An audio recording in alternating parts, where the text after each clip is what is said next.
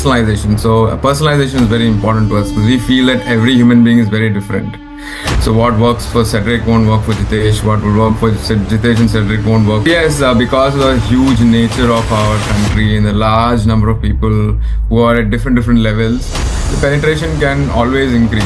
So 135 crores, it's a lot of people, and by the time we start and end with the 130, the last person in India, it's going to take a lot of time. So I think that's the big challenge. I'm saying it, I'm not making a politically correct statement or something that's nice to hear. I am in this work because I really like it.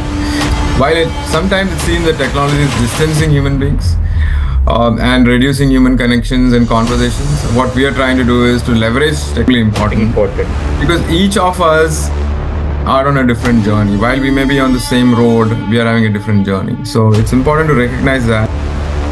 With over 25 years of legacy in the industry, what has been the biggest learning about leadership and transformation? You talk about the aligning hearts, hands, and hands of people. What does that alignment look like? Why it is critical and crucial? Jitesh, imagine you're 25 again. That's a great thing to imagine. Yeah. I'm already feeling very good about it. Yeah. What financial steps you would be taking to set yourself on a path to achieve financial independence? Welcome back to another exciting episode of Set Talks, where we explore stories that inspire, inform, and leave you with a spark of curiosity. I'm Cedric George, your host. My purpose is to share the wisdom of established entrepreneurs and professionals with millions of youth who want to be successful. Get ready, because today's episode is going to blow your mind. We are diving into the world of leadership, innovation, and transformation with none other than the incredible Jitesh Anand. Jitesh Anand, founder and CEO of My Day One, is aligning teams and drive growth. With 25 years of experience, he is on a mission to unlock the potential of transformation. Let's dive into the legacy, experience, and learn how to scale success. So buckle up as we uncover the secrets of scaling of organization, driving alignment, and sparking transformative with Jitesh Anand. It's going to be fascinating ride. Welcome to Set Talk, Jitesh, and thank you so much for taking your time. Thank you so much, Cedric. A pleasure to be here. Yeah. Jitesh, I have some questions aligned for you. Are you ready? I am ready. I'm excited to see what questions you have for me. Yeah. Started. I'm going to ask a few questions related to profile, to the journey, the legacy you have built over the years. Jitesh, with your personal journey, what inspired you to start My Day One, and how does that name appear in your mind?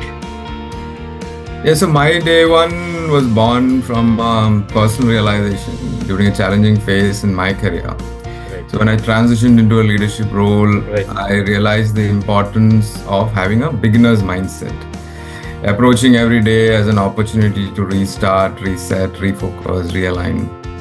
And the name sort of symbolizes my belief that transformational growth starts with one step, one purposeful step, which is repeated every day. Every day, I believe, is the first day of the rest of our lives, should we choose to be like that. And it sort of reflects a philosophy of perpetual renewal, fresh beginnings. And for me, it embodies the belief that every day is an opportunity to recommit to growth, alignment, transformation. And the inspiration stems from the need to help individuals and organizations unlock the potential. So I believe that every organization, every individual is only operating currently at a portion of the potential. There's a lot more resting and residing inside individuals. So that's the whole idea.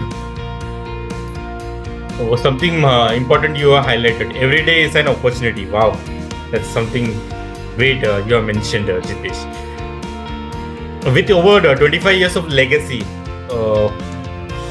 in the industry, what has been the biggest learning about leadership and transformation? You talk about the aligning hearts, hands, and hands of people. What does that alignment look like? Why it is critical and crucial? Yeah, actually, it's a little over 29 years. Right. So, in my view, what I mean by aligning hearts, hands, and heads is basically I believe that when that happens, leadership thrives. And I learned this the hard way during some of my early years as a business leader. So in one of my organizations, a very well-planned strategy failed because of what we call as cultural misalignment. So it taught me that growth or transformation is just not about processes. It's about creating some harmony between individuals who are there in that organization, the purpose of those individuals, the ways of working of those individuals, and what people do on a daily basis. So when that happens, there is a lot of thriving and flourishing that happens. So that's what I mean by aligning hearts, which is the ways of working, heads, which is the purpose for which you are there in that organization, hands, which is what you do on a daily basis. So the transformation succeeds when strategy, culture, and execution sort of operate in harmony. And that's what I mean by aligning hearts, heads, and hands. And that empowers people to rise beyond what everybody is perceiving as their limits. So there are limits which people assign to themselves and other people assign limits to them. So if you're able to break that shackles and go beyond those limits, this alignment is absolutely important. That's what I believe. I mean, this is essential, what you mentioned, right. For so much, so much to learn. Yeah, right. Can you share how My Day One leverages behavioral science, gamification, and data analytics to real change? So all of this comes from my experience in organizations. So early in my journey, when I used to lead organizations and work within teams, I sort of struggled to engage teams and programs. Organizations have growth-oriented programs, they have change programs, they have new initiatives that are coming in. It is difficult to understand within that program, within that initiative, where each individual was. And sometimes key stakeholders and decision makers would ask, okay, where is the progress? What is it? It used to become very difficult to showcase that progress. So there are two challenges. One is I didn't know where a particular individual was as with respect to that program. And the second is what to showcase. When people are asking where is the sponsors of the program, where is everybody, how is it progressing? So we would sort of handle it with excruciatingly painful manual methods. And it was very laborious. And so my team would sort of have to spend days and nights trying to figure out where people are and interact with them a lot. So that experience inspired My Day One's technologies, the use of gamification, so that we are able to turn what is otherwise repetitive or not so interesting tasks into some rewarding challenges. And behavioral science, I've sort of learned behavioral science as part of my education. It taught me how small nudges, small notifications, small hints can lead to big changes when it's repeated on a day-to-day basis. And with data analytics, you can understand how it is working, what are the patterns that are emerging, who is participating more, who is participating less, and then sort of personalize it to that individual. So when each individual is able to receive a personalized nudge and a personalized time at which the nudge appears and a personalized kind of nudge that they're getting, it becomes a little bit more effective. So when you're integrating these insights from behavioral science and making it fun through gamification, learning, change, participating in activities sort of becomes very engaging and fun.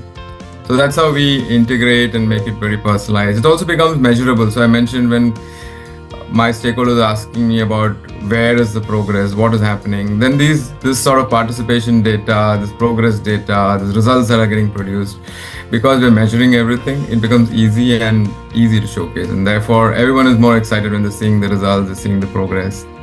So that sort of fosters a lot of participation and change. Something to follow up, Jitesh. That's why employee engagement is there in your organization, and people are get motivated, happy to work with you. Yeah, right. Yes. Jitesh, you have the legacy you have built over the years. When it comes to your focus on onboarding, or if I would say reboarding and continuous learning, you've been a self-learner throughout your career, if I would say. Why are these often overlooked, and how does My Day One address these challenges? So most of what I am doing at My Day One has come from my own experiences of my co-founders and people who are working with me, and we're using those experiences to also understand what other people are experiencing. So we do a lot of action research. So action research as in actually observing what is happening in organization, talking to people, doing a lot of work to figure out what's working well and what is not working with organizations. So I remember when I once joined an organization, onboarding was just merely a stack of policy documents, a dizzying series of introductions with so many people that at the end of the day I forgot who I met, and also a tour of a very big building with multiple floors and offices. So by the time this was all over, I was sort of totally dazed and unprepared for what I was really there. I was there to do a job, and I wanted to understand what I needed to do to sort of help myself and the rest of the team and the organization on certain goals. But all that didn't happen. So from those experiences, we try to find out if other people have similar experiences. We found out a lot of organizations, a lot of employees, a lot of team members face the same challenge. Their onboarding is very mechanical. It's just a check in the box and a set of documents, etc. So what we are trying to do is we are trying to transform these processes into an immersive experience. So people feel welcomed, they feel aligned to what they're supposed to do, and they're also equipped with both the information, the resources that they need to start doing the role right from day one. That's why the name also My Day One. So onboarding is when you join an organization. Reboarding is within that organization when you move on to another role. For example, I'm an assistant manager, or I'm in sales, I'm now moving into marketing. It also requires some assistance. You can't expect people to just automatically adapt and adopt to a new role. So that support process is what we call as reboarding. And continuous learning is sort of a requirement, whether you're getting onboarded or reboarded, or you're just continuing in your role. In life, especially in these times when things are changing a lot, both internal to you, external to the organization, a lot of changes all around. So when we're not investing in continuous learning, and the organization, the team and the leadership of the organization is not investing in the continuous learning for people, it sort of becomes a challenge. So we're trying to instill that culture of continuous learning, and through that learning, a lot of other areas are impacted. For example, because of learning, you will have more engagement, you could have a better culture in the organization, and there could be a lot of exciting results that can get produced. So that's the reason our focus is on these 3-4 areas.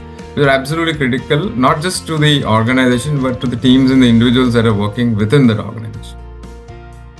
Yeah, that's great to know. And one thing I found about you, Jitesh, you've been a self-learner, but at the same time, you share whatever you know to your followers. So it's always a learning. Yeah. What does My Day One's approach stand out in a world saturated with HR tech solutions? Yeah, I mean, today, wherever we look, there are tech solutions for everything, and HR is no exception. There are so many solutions. I mean, I remember when I started my career, there were a few technology solutions in HR tech. Now, for every letter in the English alphabet, there are hundreds and thousands of brands that are trying to provide some of the other solutions. Most of these tools, however, are focused on automating and speeding up processes. And the whole attempt is to remove too much of human engagement. So the whole idea is to reduce the human engagement and sort of automated processes, faster, quicker, more efficient, more effective. What we are trying to do is to increase the human engagement through the tools. So that's the fundamental difference. Where other tools are trying to reduce human engagement with each other, we are trying to increase human engagement with each other through the tools. That's one major difference. And we're also at the crossroads of a synthesis of behavioral science, AI-powered personalization. So personalization is very important to us because we feel that every human being is very different. So what works for Cedric won't work for Jitesh. What will work for Jitesh and Cedric won't work for somebody else. So we have to personalize all of these journeys. And all work and no play makes Jack a dull boy or Jill a dull girl. So gamification is extremely important. We need to, best learning, best progress happens in moments of fun. And when we combine that with a deep understanding of organization development, it sort of ensures that our approach is not just result oriented, but it's also people centric, individual centric. So that's the primary difference between MyDriven and a lot of other tools. And there are other tools also which do the same thing, but this is our whole approach is focused on hyper personalization and helping people achieve what they want to achieve. So that's sort of in a very short manner the big difference. Yeah, in short manner, I would say you are leveraging technology. At the same time, you're leveraging your time. Yeah, that's something very. Yeah, and most importantly, we are making it very special for each person. So that's why you mentioned personalization. Yes, yeah. Hyper personalization is, I think, extremely important because each of us are on a different journey. While we may be on the same road, we are having a different journey. So it's important to recognize that and provide solutions that are very specific to that individual while it is relevant to that organization. So that's the whole. That the challenge is balancing what is required for the organization and what is required for the individual. That balance is what MyDriven is trying to do. At such a deep level, I would say, Jitesh, MyDriven is one of the organizations who is going into deep level, leveraging AI and, as you mentioned, gamification and personalization. India right now, we are still not adapting AI in detail, but your organization already in-depth analysis you are doing. Yeah, I mean, in India, we have a lot of organizations which are leveraging AI. I mean, India is sort of pretty good with AI adaptation. Right. And, our IT industry is some of the best in the world. Right. And most of technology, technology leadership in the world, we're very proud of the fact that we have Indians leading very, very big technology companies. They're sort of pioneers and in many sort of inventions and innovations that happen in technology. But yes, because of the huge nature of our country and the large number of people who are at different levels, the penetration can always increase. So 135 crores, it's a lot of people, and by the time we start and end with the 130, the last person in India, it's going to take a lot of time. So I think that's the big challenge. We are a very large country with a very diverse population, even with respect to technology adaptation. I think that's the only challenge. Otherwise, I think we're doing pretty well with AI. And in fact, I wouldn't say that we are the pioneers with the AI, but we are pretty early in trying to figure out solutions that work. Jitesh, you have been described as someone who unlocks potential. What's your framework or philosophy for helping individuals and teams to grow?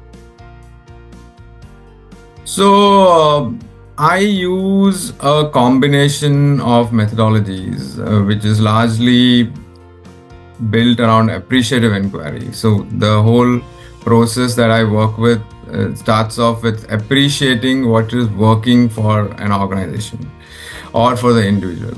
The other thing that I really look at is the strengths. So strengths is what are some of the capabilities that is already there for an individual. So when I combine this appreciative inquiry process and a strengths-based approach, it sort of unlocks a lot of what the person or the individual or the individual, the team, the whole organization can do. So this is an approach that is contrary to our traditional problem-solving approach. So traditionally, the way we look at growing is to solve a problem. So this is not working for me. This is not working for our organizations. How do I fix that? But that alone is not going to help us grow. What will also help us grow is not just solve the problem, but also to do more of what we're doing well. So if I'm already a good batsman, then how do I bat better? If I'm a good singer, how do I sing better? If I'm a good business person, how do I do better business? So what is working for me, that also has to get multiplied more. And that's probably where my success will come from. So it is rooted in an area called positive psychology. So that's the leveraging that we're doing, and then we're trying to help them translate this process, this philosophy of looking at things into day-to-day behaviors. So that's sort of the framework that we use to help individuals and teams. Jitesh, what's next? It's been like within short span. It's been doing such a massive transformation, I would say, and touching lives of employees. and of course stakeholders as well. So what's next for My Day One?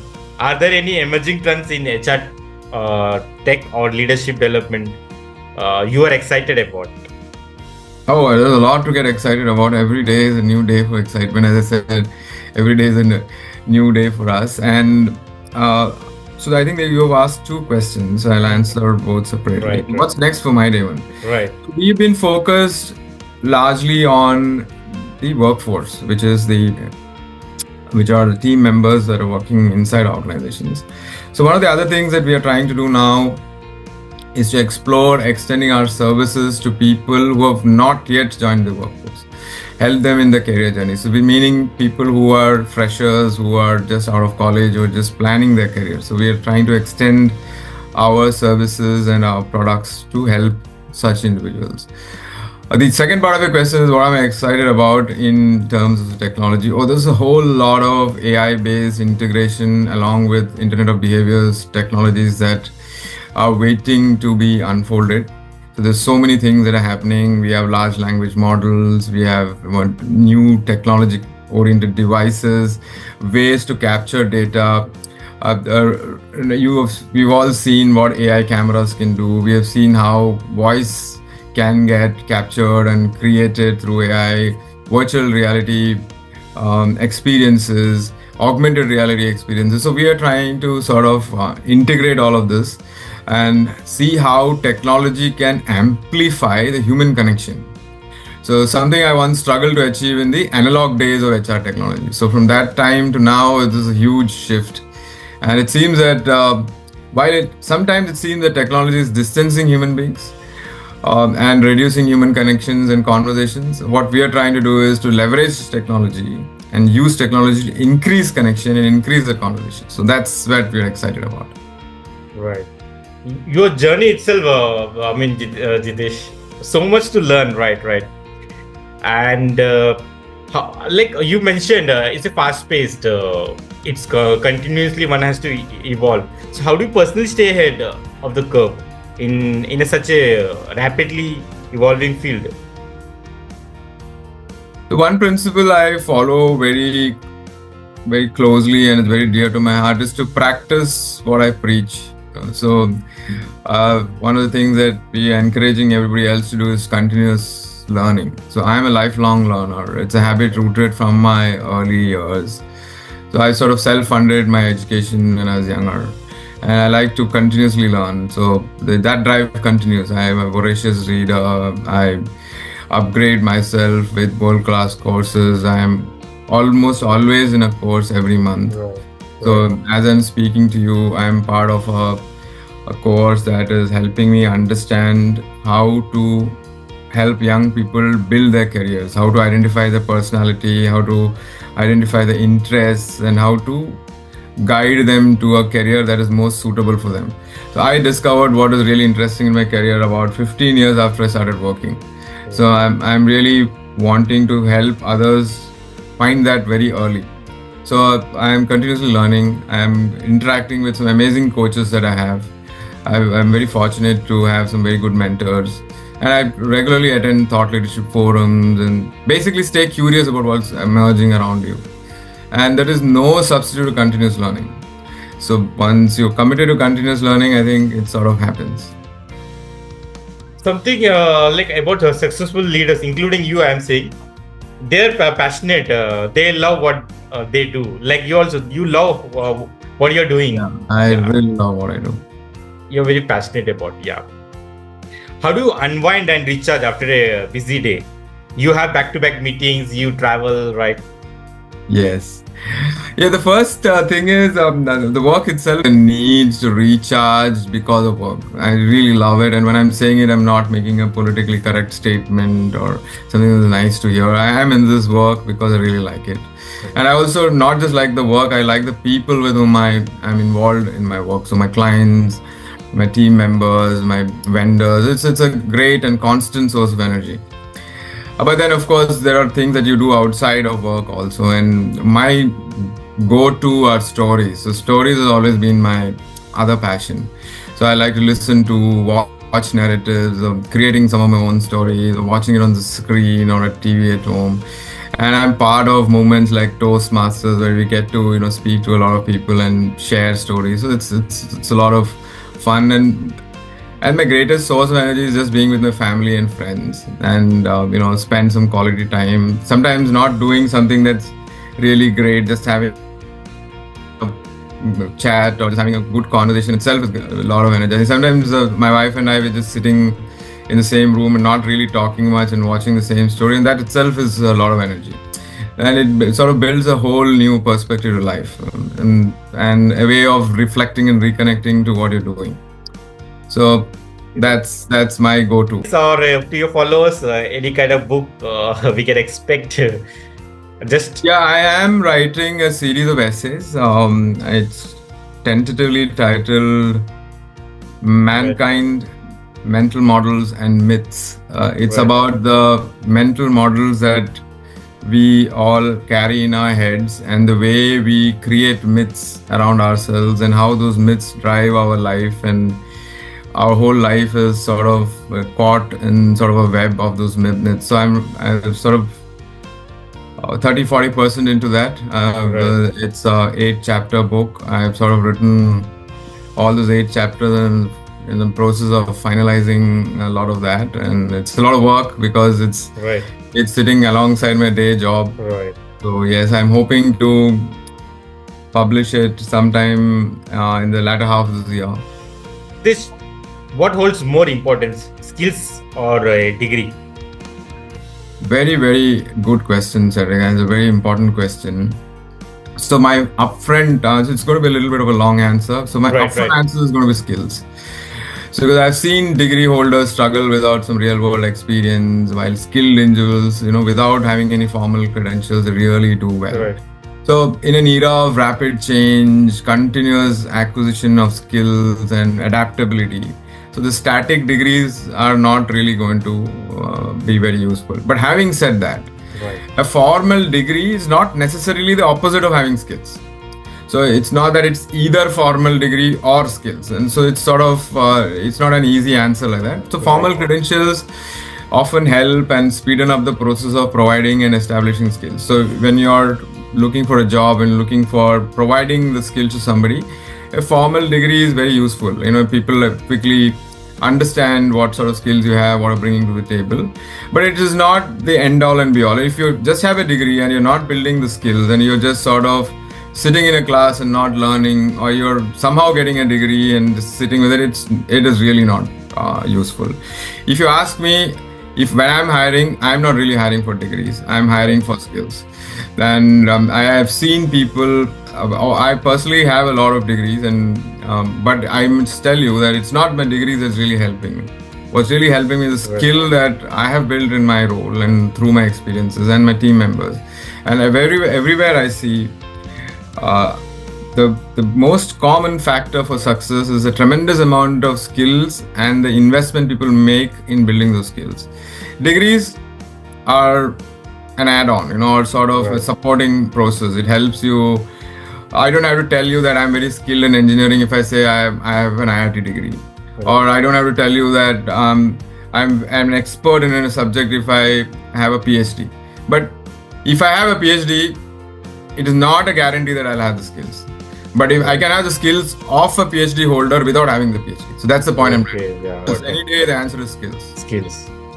And you also mentioned to get into any industry, formal education, it helps, right? It definitely helps. Helps. Sometimes you're not even allowed to apply without So I mean, it's unfortunate. I don't think I'm a great believer in that. So I have a lot of people working in my company who are not so formally educated, but they have garnered the skills through learning on the job or learning on the side or without having a really fancy degree, and they're doing pretty well. And in many organizations, when I'm hiring for people, we are not allergic to degrees, or we're not saying that highly qualified people are not useful. That's not the only criteria. We have to realize that in today's YouTube world and today's world of Udemy and Unacademy, there are 1,000 million ways in which people can acquire skills, and those skills are more important. Jitesh, imagine you're 25 again. What? That's a great thing to imagine. I'm already feeling very good about it. Yeah. What financial steps you would be taking to set yourself on a path to achieve financial independence, and what actions you would take to scale up your career? You're 25 in 2025. And how do you invest in yourself? So I would say if I ever had this opportunity to be 25 again, I would start with discipline. So I think discipline is a very, very important aspect of growth. And if any individual is able to be disciplined to whatever they like doing, I'm not saying that it's a conventional form of discipline. So waking up early, exercising, having a great diet. I mean, discipline is whatever helps you reach your goals. So that discipline. So that discipline is required. The ability to keep your word. So once you give a word to somebody, the ability to keep that word, it is very, very important. And the more you're able to do that, the more you will realize that people around you begin to trust you more. You're able to gain a lot of people who believe in you. You're able to influence a lot of people. You're able to make big changes. Keeping your word becomes very, very, very important. The other is investing in personal growth. So oftentimes what happens is when you're young, we are running after a career, we're running after making more money, we're running after achieving some sort of professional goals, that we fail to invest in personal growth. So personal growth is not just about a degrees. Personal growth is about your health. Personal growth is about how good a human being you're becoming, how you're investing in and building relationships. And that's not just a challenge. It's the relationships are something that will inspire you. So surrounding ourselves with trustworthy people. That's what I would tell my younger self, and take a little bit more risk earlier and trust the compounding effect of consistent effort. One of my core beliefs today is that little by little, a little becomes a lot. So continuous investing in knowledge and relationships. That is what I would advise myself. Last question, Jitesh. I mean, yes, sir. Yeah.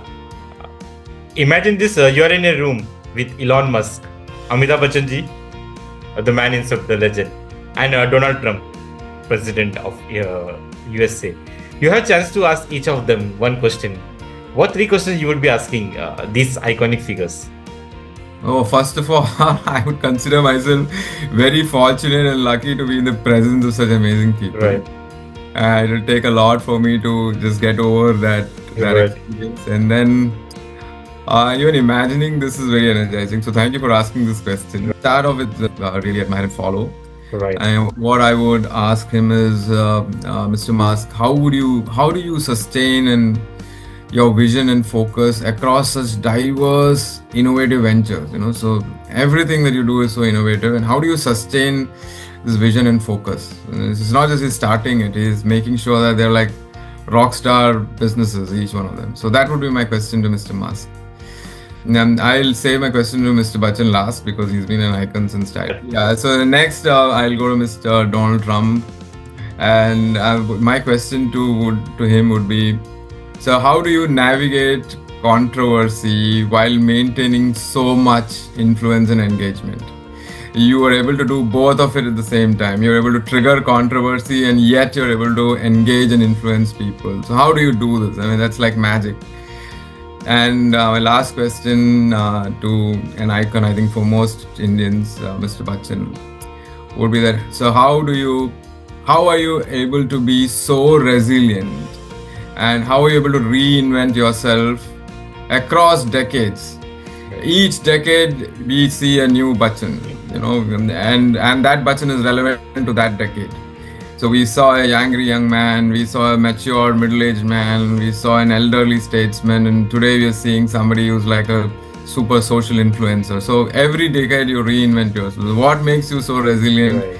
And what gives you the ability to reinvent yourself so well? So those would be my questions. Right. Very I hope they'll someday see this and respond to this. No, definitely. Like I got opportunity to host you. So yeah, you never know. Someday you get the opportunity to host them as well, Cedric. Right. Thank you so much. And thank you so much, Jitesh, for taking out. You've been busy. Still, you managed your time for this podcast. My pleasure, Cedric. Thank you so much for inviting me on to this discussion. And your questions are wonderful, and I had great fun answering them. I'll definitely reach out to you. Yeah, for next podcast.